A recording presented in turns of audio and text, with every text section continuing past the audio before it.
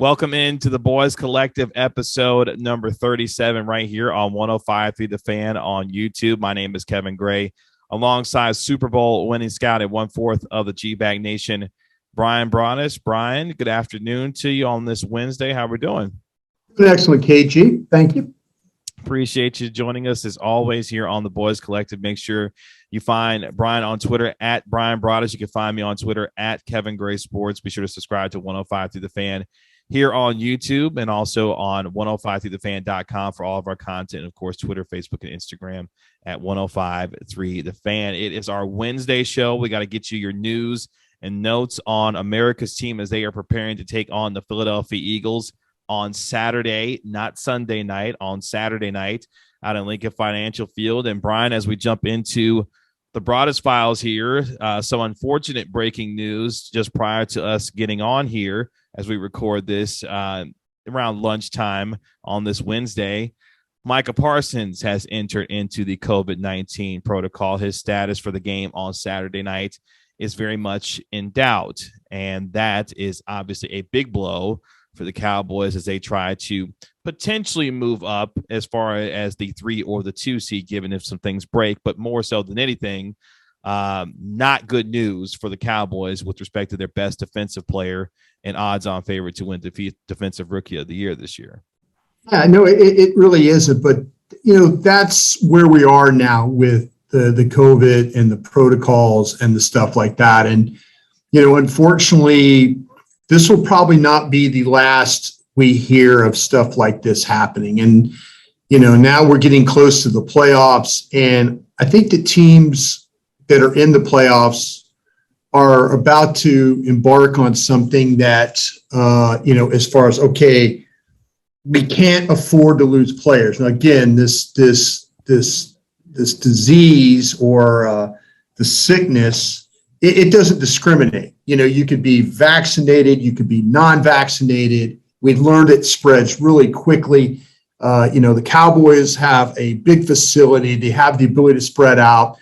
Maybe they have the best opportunity of anybody in the league to keep their players apart. Hotel right next door. I mean, I think this is one of those things that you look at and you say, yeah, we're gonna lose this guy. Earlier you lost Amari Cooper. You've lost guys along the way, but now it's even more about the closer you get to the playoffs. It's more about, okay, we've got to really, really be mindful of what we're doing here, whether it's staying at the Omni, being at the practice facility, virtual meetings and stuff like that. I mean, you would hate to get to the playoffs and all of a sudden lose 2, 3, 4 guys because the league isn't going to wait for you. They're just not. In the playoffs, they're going to push on. Their responsibility is to get these games done. So, yeah, it's bad news for the Cowboys right now because you're right. The Cowboys, depending on what you believe, and I do believe this, I really don't want to play Arizona again. I'm just saying that right now. I don't think, it's still very fresh on my mind, and it should be fresh on the Cowboys' mind that Arizona came in here despite, with a 7-1 coming in on the road and all that, they had an incredible road record, but they were playing losing football. And they came in here and shorthanded, took a game from you that you really needed. The second seed was important for this team to try and get to because of the home games and how much better the offense plays at home and all that. I mean, that was a very meaningful game for the Cowboys. And what you did by going out and being at full strength and losing to the Arizona Cardinals, you've given them the hope that they could get on an airplane and come in here and beat you again, shorthanded. And I don't think that's a particularly good thing to have happen right now. Now, I'll say this. Find a way to win. Maybe the 49ers beat the Rams. Maybe Seattle finds a way to get Arizona. You just never know. I mean, it's a possibility. Tampa wins. You win. That gets you the 3rd seed. That's going to probably bring San Francisco your direction. Me personally, I'll take that chance right now. And let Arizona and the Rams play each other and knock each other out. Somebody's going to get knocked out on that thing. Because be honest with you, KG, I fear playing the Rams or Arizona right now. I really, really do. I feel like I might have a better chance because of the quarterback situation with the 49ers. But you let an important game get away from you last week. You hurt yourself with the second seed, and you hurt yourself to maybe have a little bit better path to getting going forward in the playoffs. And you don't know what's going to happen with Green Bay and stuff like that. You just don't know. You just got to try and put yourself in the best position. And if things fall funny or fall the right way, then you can find a way to host a bunch of games. And that's your path. But right now, you've kind of limited yourself what you can do. And I think everybody for the Cowboys was like, hey, we're going to go try and win this game in Philadelphia. And you're going to try and go win this game so you don't have to, you might not have to play Arizona or the Rams, in the first round, which I think would be a tough matchup for the Cowboys either way. If Parsons is 24 hours asymptomatic, assuming he's vaccinated, he can test out of the COVID protocols and return as soon as the following day. So while the window is very tight and most likely unlikely that he will not play against Philadelphia, there is that caveat when it comes to how the NFL has adjusted its policies when it comes to COVID-19.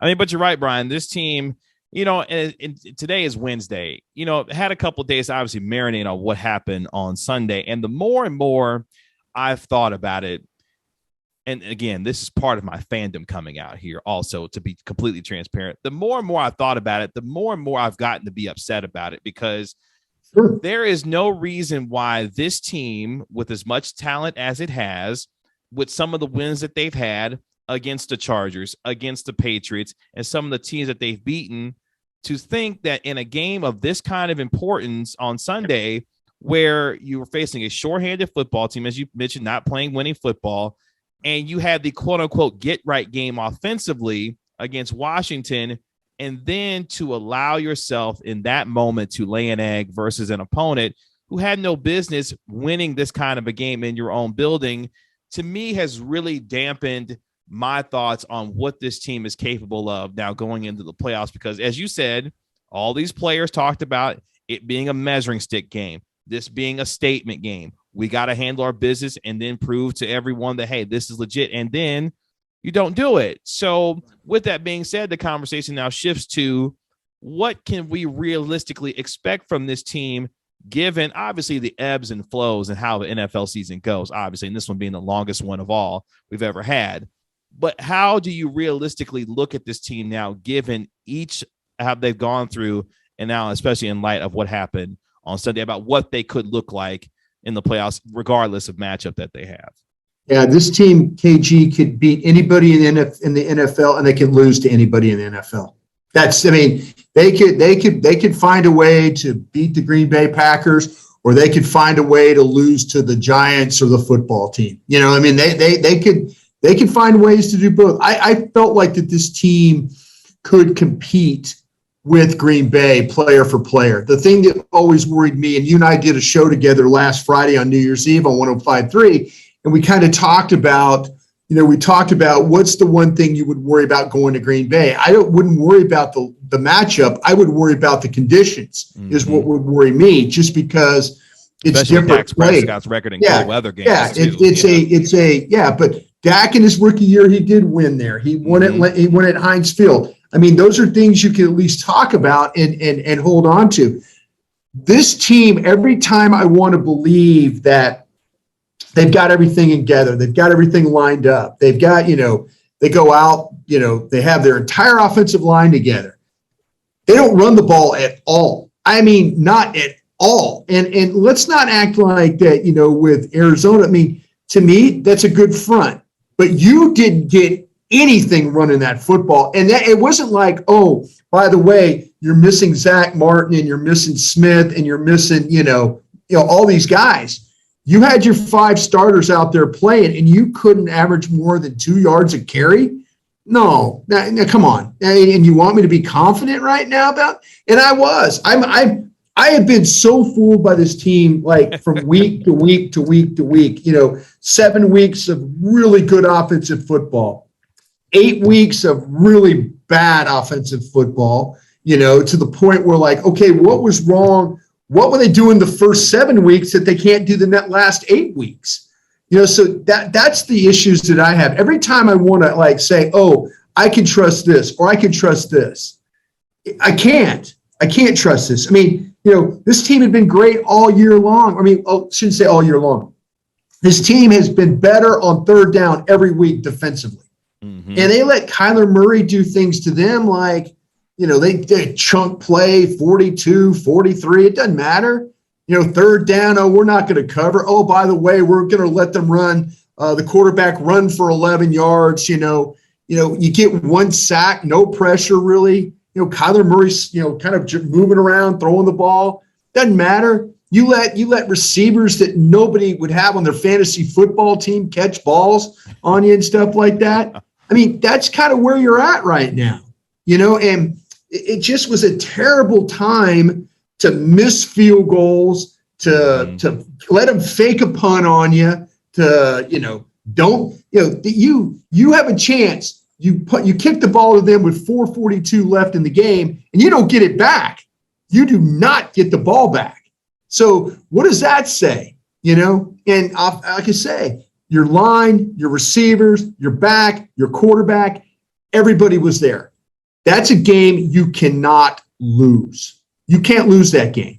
And you did. And so, yeah, I think what you said, your fandom and all that, as a fan, you should be mad. Now, people are going to watch this show. They're going to be mad at you and I for saying this. But this is the truth. Your team had a lot of – and what worries me is they had a clear path to be at a certain level, at a clear path. Okay, this is all you have to do. Win. Mm-hmm. And boom, you're the second seed. And if something happens crazy, you might get to host 3 games. You just don't know. And that's the thing to me that's so disheartening about what we've seen right now with this football team is every time you want to believe that it's at this level, it shows you it's this level. And then when they're at this level, then they show you they're at this level. It's maddening to watch this team play because when they have a bad loss, Denver was a bad loss. Arizona's a playoff team. I get it. But that was an undermanned team that came in here and beat you guys. And you know what? They could have scored more points. They could have scored a lot more points. You weren't doing anything offensively. You really weren't stopping them defensively. You had a chance to get it all year long. You've been getting turnovers in the end zone. You had a chance. Curse can't come up with a simple interception. That right there, come up with that ball. Boom. That's not they don't get 3 points. Then they don't score. So to me, my level of where I think they are or how far I think they could get has been shaken because sure. I don't want. Every time I want to believe they do something that makes me feel like, nah, this is what this team is. They were good enough to beat football team twice. They were good enough to beat Giants twice. They might be good enough to beat Eagles twice. And those 6 games took care of itself. And you had a couple of quality wins. The Patriots was a good win. The Chargers early in the year was a good win. And then maybe the Saints victory was a good win at that time. But you kind of are what you are. And I'm not too optimistic right now. And maybe this will all come back on me for one of our playoff shows. Maybe it'll all come back to me on me. And that's fine. But I as a fan, you should honestly be disappointed. And it's not about officials and all that stuff. It's really not. If you take care of business, those officials' calls don't affect the game. You play through them. Okay. Early in the season, this team would get holding calls with Connor Williams. 1st and 20. What would they do? Boom, boom, 2 plays, first down. Boom, boom, 2 plays, first down. They would overcome penalties like that. Connor Williams is getting called for holding every game 2-3 times. Yep. And you just overcome but you don't do that anymore. So now you're blaming the officials for your faults, where before the really good teams just boom, boom, boom, they overcome. And the Patriots game was a perfect example of that. Patriots game was. Sure, absolutely. And I know I'm going on this rant, but this team, and maybe they still do, but to me, the vision was clear what you could do. maybe you weren't going to get the 1 seed, but win 2 games and you get the 2nd seed. That's all you had to do, and now, you're fighting to not get eliminated by Arizona or maybe even the Rams if they come in here. Yeah, and I think the word that you used was perfect in terms of maddening, because that's kind of been the Jekyll and Hyde of this team when we've seen how good they've been offensively during the first half of the year, how good they were defensively during the second half of the year. And for a lot of us, we've been waiting on the two to marry each other to give us an idea that going into the playoffs that they could click on the cylinders needed to beat the upper echelon teams, in the NFC. And I think for folks who will watch this and say, look, Kevin, Bryan, this team's 11-5. They've got a chance to win 12 games. They're still going to host a playoff game, if not more, if potentially moving up. We have said constantly on this show, we don't evaluate this team just because or just based on the way that they won the NFC East or the way that they played against the Washingtons, the Philadelphias, the New Yorks. We evaluate this team given what they've said as far as their expectations are concerned, the talent level that they think can match those expectations relative to where we thought this thing was going and the way things were clicking on both sides of the football at various times about what they could look like in the playoffs. That's how we evaluate this team. And I won't get upset at people who will say, well, look, we've had a good season, this, that, and the third. That's not what the standard is from the expectations of this organization. It's we are here to win a championship. So if you tell me that, guess how I'm going to evaluate you? I'm going to evaluate you based on what your expectations are and what you were supposed to be relative to all the things that we've talked about. And when you don't meet those, we got to criticize it. Like that's just the way that goes. Yeah. If you're happy going to the pro shop and buying the $28 hat that says "Run the East," or the $40 T-shirt that says "Run the East," and that's as far as you want to go, well, then that's your expectations. But to me, there was really so much, and maybe they will prove me wrong about this. Sure. Maybe which is still very possible with the rest of the season. Yes. If they prove me wrong, I'll be the first one to admit it. I told people I'd be happy to apologize to Mike McCarthy. He gets his team in the NFC Championship game. But that's my expectations now. I've seen the other teams play in the league. You can play with Green Bay. You can play with some of these teams. But do you choose to play with these teams? Do you choose to do what's necessary to win? Like I said, Arizona was a team that was going backwards. They have a coach that has a terrible career record in the months of November, December, whether it's college or the pros. And you let them come in here shorthanded and handle you, and everybody's like, well, if the officials would have done this or this, that, No, you let them come in here and convert third downs and not let you run the football and not let you throw the football well enough. And you turn around, you botch things, like I say, on special teams.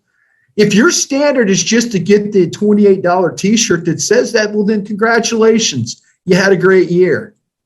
But, every year it's going to turn into, 26 years, 27 years, 28 years. They haven't had a championship around here, This team is going to look remarkably different next spring. When we start talking about the postseason, or excuse me, I guess what you would say the postseason being at the end, it's going to look like a different football team. And some of the pieces that you have right now that maybe could help you win a championship will be gone. They'll just be gone because you can't afford them or cap or whatever. I mean, there's things that are going to happen. So why not take advantage of where you're at now? But again, if you're the fan that's listening to KG and I, and you're okay with what's going on, oh, hey, 11 wins. We thought they were only going to win 9. Oh, hey, we thought the football, we were happy if they got into the wild card. If that's your fandom, man, there's so much more out there. There's so much more out there. And you should hold your team to a higher standard. You should. You shouldn't. It shouldn't be that you get beat at home by Denver. You shouldn't have that. You shouldn't get beat by the Raiders at home.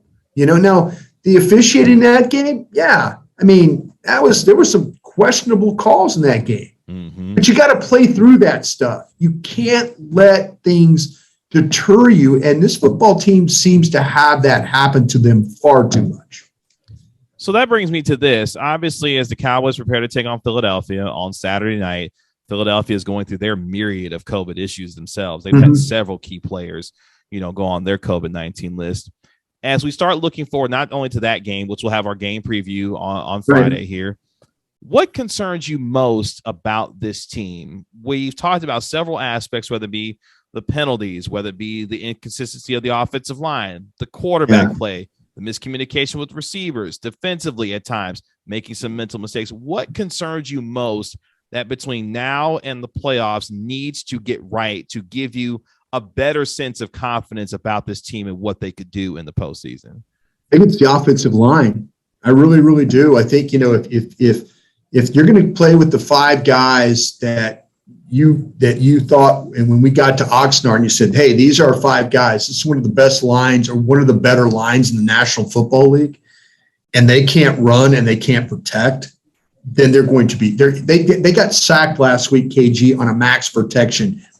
Offensive lineman and tight end staying in the block, and they still give up a sack. They don't run the football. That is a concern for me, because I think if you could get the running game going, and I'm not talking about be the Tennessee Titans or be the Philadelphia Eagles or be the Indianapolis Colts. I'm talking about Dak Prescott being 28 of 31 for 262 and 2 touchdowns and a running game that gets you 157 yards with 2 backs and a couple of touchdowns. That's all I'm asking. I'm asking for a little bit of supplement from my running game. I'm not asking for Dak Prescott to have to throw for 400 yards and you get 27 yards running the football. That's not going to be the winning recipe for this team. The winning recipe is it really is about their ability to kind of open some things up running the ball. People don't respect this team running the ball. They just don't. They play. They say, you know what, Dallas can't run the ball, so we're just going to go ahead and play too deep. If we have to play with a robber in the middle of the field to keep the crossing stuff from killing us, we'll do that. But nobody's committed to playing the stop. And we haven't heard the Cowboys one time talk about anybody committed to stopping the run. We heard that early in the year. It's like, well, they loaded the box, heavy box, a lot of heavy box looks, We heard that a ton. We haven't heard that one time these last, say, 6-7 weeks. We haven't heard that. So to me, it's really on this offensive line. That's where your money is. That's where you think your most talent is. You talk back and all that stuff and what he needs to do, which could be a worry too. But to me, if teams are just taking care of your running game by token taking care of it, and they're committing to saying, you know what, we're going to make Dak Prescott have to read defenses and make throws. And Dak Prescott's proven that he's not going to throw somebody open, and he's not going to just go ahead and chunk it and hope for the best. He'll do that when it's an offsides and he'll try a free play. But where have we seen Dak really throw the ball where he's leading somebody or somebody's not open? Confidence. It's confidence in him. It's confidence in the line. It's lack of confidence in the running game. Offensively, this team scares me. It really, really does, because you've got receivers saying it's communication. And then another receiver says, no, it's not really communication. And then you got the general manager saying, we have to run better routes. So 3 different messages. Yeah. So, I'm going to be real honest with you. I sat in that room with Jerry Jones for 6 years. When Jerry Jones and Stephen Jones watch tape, it's coaches and player personnel guys walking him and Stephen through what's going on. It's not Jerry going, oh, they're playing robber coverage on us here, huh? Is that what's hurting us? Oh, they're playing No, it's somebody walking Jerry Jones through that. Somebody obviously has told Jerry Jones that they have to run deeper routes. Well, what does it matter if you're going to run deeper routes if the quarterback isn't going to try and make the throw? See, there's a lot of – you listen to Amari Cooper on with us on Thursday, you can learn something about really what's going on. Yeah. And I'm not just saying that because on Thursday we interview Amari Cooper, but just listen to Amari Cooper in general, either whether it's with us or with the media. he tells you what exactly the issues are. He's not being selfish about it. He's saying, hey, we got to do a better job with this. We're not all on the same page here.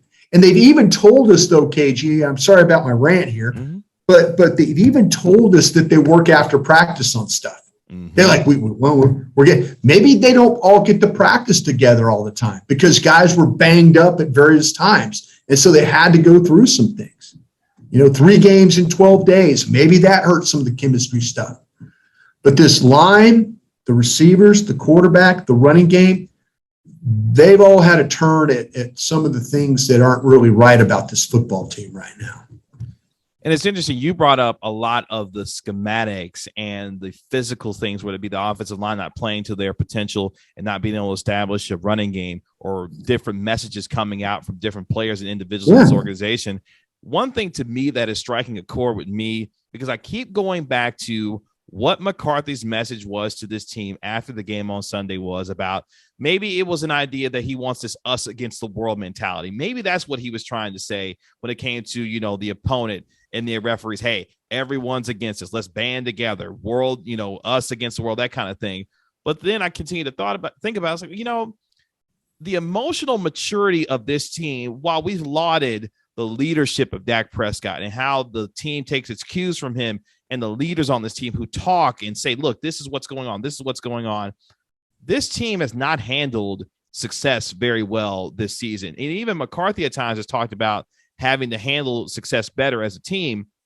They have not done that well. And to me, that's a real troubling sign for a team that has the kind of aspirations that it does, that when you get put into a situation where you've got a chance to put the pedal to the metal and then lock down a 2 seed, you can't do it. You can't respond, and you haven't responded in some of the biggest moments that's been required of this team this season. What is to say that now when we get into the playoffs that you'll respond in that same way? Do you need to go to Philadelphia and beat the brakes off the Eagles to feel good about yourself that you can do it in the playoffs? Because if you're that talented of a team with that kind of emotional maturity and leadership coming from these individuals, you shouldn't need anything to motivate you that much more to have to try and beat in Arizona in your own building or have to go on the road. Like that, to me, is kind of the thing that troubles me the most, is that I don't know if this team emotionally, mentally, or has the maturation to be able to handle what can come by the time you get to the playoffs. Because I think at times adversity, they've been able to overcome it, but they have not been able to show on a consistent basis that once they do overcome the adversity, they can build on that to make something even that much better to give us confidence about this team. This was, to me, you talk about sending a message. You beat Arizona, who's a playoff team, and you beat Philadelphia, who currently is a playoff team or is going to be a playoff team. You then go into the playoffs thinking, we're capable of playing with anybody. We're capable of beating Philadelphia. We're capable. Two of the 7 teams in the tournament we've beaten. That's the kind of confidence. Now you go up to Philadelphia and you mess around and you lose against a team that's not playing against their guys, then you get every bit of scorn that's going to come from you and I or come from the fan base, because like I say, again, it's about going up there and it's finding a way to try and maybe get the 3rd seed. You're going to have to go play. I mean, unless you win that game, you at least give yourself a chance. You lose that game, you're playing the Rams or Arizona. That's it. You limit yourself the options now. You've limited yourself. So I think they go up there and lose this football game.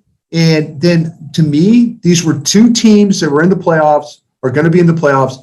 And it's like, well, I have doubt playing against the Cardinals. I do. Sure.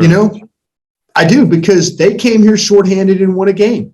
That would be doubt. I would have doubt that we could play well enough to beat them. Because what if they get some of their players back, which they most likely will? That team won't be shorthanded anymore. That's the kind of momentum you want going into the playoffs. Yeah. You want, if they could have beat Cardinals, which they didn't, and they beat and they beat Eagles, now you got momentum. Now you're the 2nd seed. Yeah, come on, Philadelphia. Come on back. You got to play us in Dallas next week. And then after that, come on, Arizona. Come on, whoever. That's where this thing is at. And but you let that all slip through your fingers, and that's been the biggest issue with this team this year. Yeah, the last thing I'll say on is that, well, folks say, Kevin, they won 6 games in a row. They were handling success then. They were playing well and playing to their capabilities. Well, that all changed after the Patriots game. You got a nice win on the road against Minnesota, but then you lay eggs against teams like Denver. Had no business coming into your house and beating you. On Thanksgiving Day, should have beat the Raiders. You say, Kevin, well, they were running the pass interference offense. Couldn't get a call to save our lives. Well, guess what? Those things happen. But there's been too many times where I felt like this team was on the cusp of being able to get over that hump and then really putting it to teams that they come back and they lose a game to Denver. They lose a game to, the Raiders. They had a really tough loss on the road to Kansas City, which I don't blame them necessarily in that game. There was a lot going on. They had any offense in the Kansas City game, they win that game. They win that game. Yeah. There's just been too many things that have happened. It's just like, every time I wanted ready to believe, it doesn't happen. And I think that's the part where Cowboys fans are frustrated at this particular point. That's good talk, Bryan. It's good talk. Good talk. You had the I'm sure we pissed a lot of folks off, and that's not our intention. But our intention is trying to be real. And I think that if you're a fan that, again, like I said, that likes to run the East hat and T-shirt, and that's good for you. I'm not gonna criticize your fandom, but there's a lot more to this, man. There's a lot more. Trust me, there's a lot more to this. And this team for 25 years is kind of fell short from that, and this probably was a pretty good opportunity. I would hate for this team, as much as they've grown defensively, to be a one and done team. Sure. That would hurt me, because because before the season, we were begging for this defense just to be in the middle of the pack, begging. And now they're one of the better defenses in the league, but if you go out there and you one and done this thing, all that you've built up, maybe it's good for next year, but this team is going to look remarkably different than what you had this year.